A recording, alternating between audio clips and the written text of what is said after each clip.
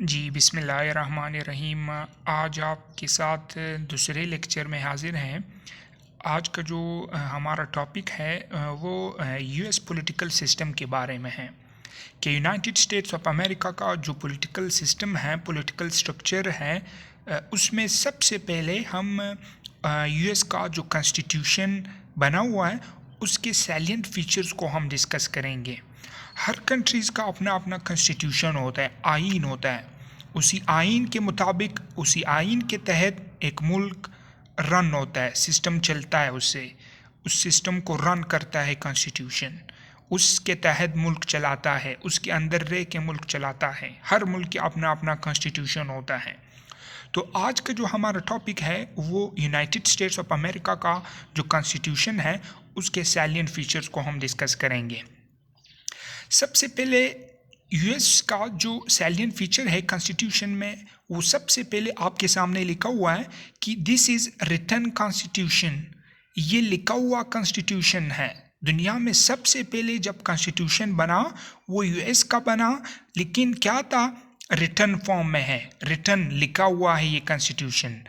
लेकिन सबसे पुराना कॉन्स्टिट्यूशन यूके का बना हुआ है, लेकिन वो क्या है, वो रिटन फॉर्म में मौजूद नहीं है। सही, वो लोग उसको थ्योरेटिकली इसको फॉलो करते हैं। हर मुल्क का जो कॉन्स्टिट्यूशन बना होता है इसको लिखते हैं, रिटन फॉर्म में करते हैं, फिर फॉलो करते हैं। लेकिन यूके का, यूनाइटेड किंगडम का जो कॉन्स्टिट्यूशन है वो रिटन फॉर्म में मौजूद नहीं है, वो थ्योरेटिकली लोग इसको फॉलो करते हैं। तो सबसे पहले इम्पोर्टेंट पॉइंट ये आ गया। फिर उसके बाद ये कब इसको लिखा गया था, 1787 को यूएस का जो कॉन्स्टिट्यूशन है वो लिखा गया था 1787 को। फिर उसके बाद 2 साल के गैप के साथ फिर 1789 को ये इम्प्लीमेंट कराया गया था। 2 साल के अंदर गैप आ गया, 2 साल। फिर उसके बाद है वेरी ब्रीफ कॉन्स्टिट्यूशन। दुनिया का सबसे मुख्तसर कॉन्स्टिट्यूशन आइन कौन से मुल्क का है, वो यूएस का है, यूनाइटेड स्टेट्स ऑफ अमेरिका का है। क्यों ब्रीफ कॉन्स्टिट्यूशन है, वो इसलिए कि इसके अंदर 7 आर्टिकल्स मौजूद है, 7 आर्टिकल्स मौजूद है। जिस तरह पाकिस्तान के कॉन्स्टिट्यूशन में कितने आर्टिकल्स मौजूद हैं वो आप अपने कमेंट सेक्शन में बता दीजिए। लेकिन यहाँ पे मैं आपको बता दूँ कि सबसे लॉन्गेस्ट लेंथी कॉन्स्टिट्यूशन जो है वो इंडिया का है। सही। फिर इसी के साथ वो लेंथी क्यों है, क्योंकि उसके अंदर 451 आर्टिकल्स मौजूद है, 451 आर्टिकल्स मौजूद है इंडिया के कॉन्स्टिट्यूशन के अंदर। इस वजह से इंडिया का कॉन्स्टिट्यूशन लेंथी कॉन्स्टिट्यूशन है। फिर इसी के साथ साथ जो अमेंडमेंट्स होते हैं, अमेंडमेंट्स फॉर एग्जांपल आप असेंबली में एक बिल लेके आते हैं, एक मेजर बिल होता है, एक माइनर बिल होता है। मेजर बिल में आप क्या करते हैं, बड़े बड़े बिल्स होते हैं उसमें। सही। मेजर बिल में जब आप इसको पास कराते हैं पार्लियामेंट से तो आपके पास 2/3 मेजॉरिटी होनी चाहिए, 2/3 अक्सरियत मौजूद होनी चाहिए, फिर आप एक मेजर बिल को पास कर सकते हैं। इसको फिर हम कहते हैं अमेंडमेंट्स। जब आप एक मेजर बिल को पास करते हैं, उसको चेंज करते हैं, इसको हम अमेंडमेंट्स कहते हैं, तरमीम, चेंज। सही। तो जब आप यूनाइटेड स्टेट्स ऑफ अमेरिका में अमेंडमेंट्स करते हैं वो बहुत मुश्किल काम होता है। इस वजह से यूनाइटेड स्टेट्स में अमेरिका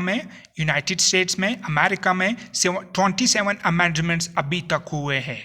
देखो, इतना बड़ा अरसा हो गया है कि जब यूएस ने यूके से आज़ादी ली है, लेकिन अभी तक जो अमेंडमेंट्स हुए हैं वो सिर्फ और सिर्फ 27 अमेंडमेंट्स हुए हैं।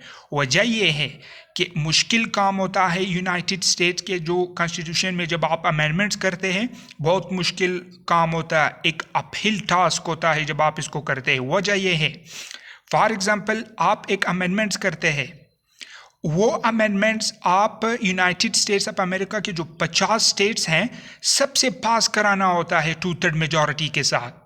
इसलिए एक भी स्टेट इसको डिसअप्रूव करे तो फिर वो अमेंडमेंट्स नहीं होता। इस वजह से ये सबसे मुश्किल काम है, क्योंकि आपने 50 के 50 स्टेट से 2/3 मेजॉरिटी से पास कराना होता है। इसीलिए अभी तक सिर्फ 27 अमेंडमेंट्स हो गए हैं।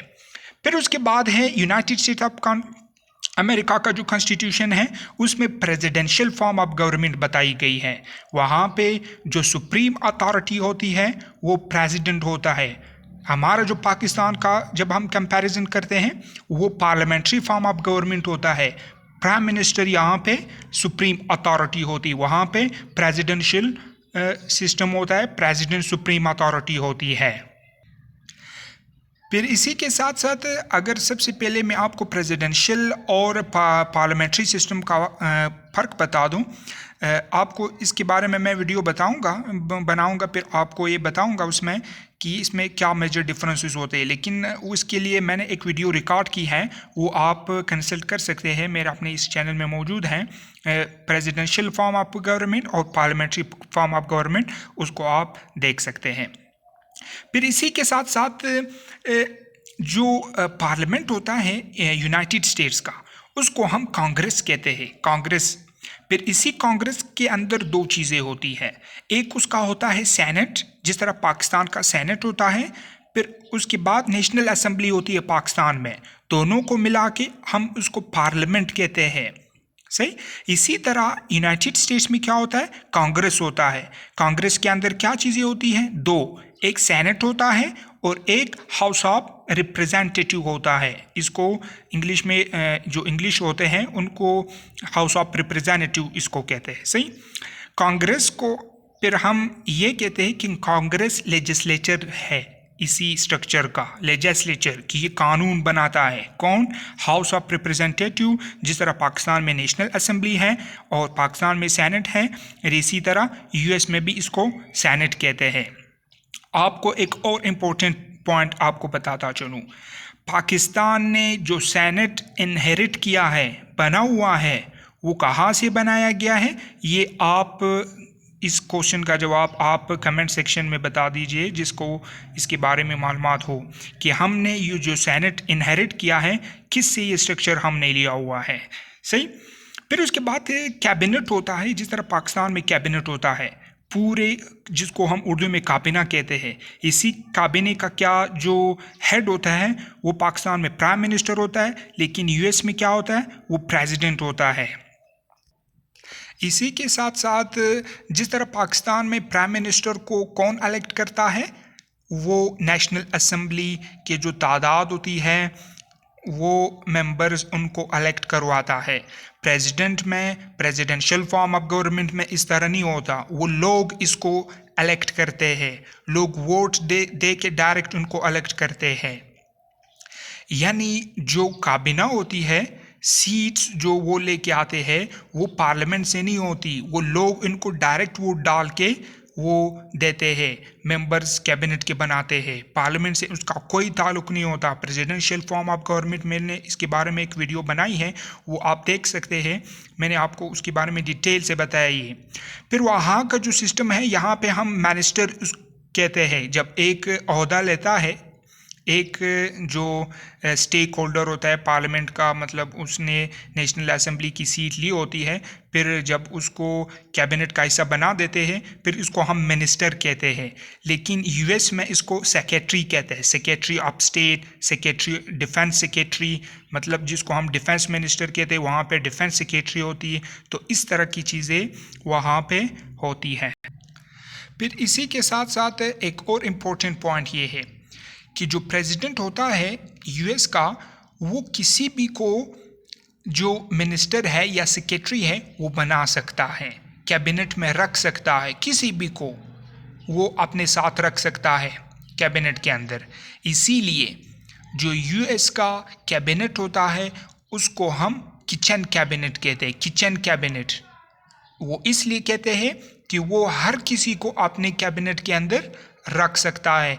जिस तरह डोनाल्ड ट्रंप का अपना पोता, इस तरह का कोई रिलेटिव्स था, उसने अपने साथ कैबिनेट के अंदर रख लिया, उसको मिनिस्टर बना दिया, सेक्रेटरी बना दिया।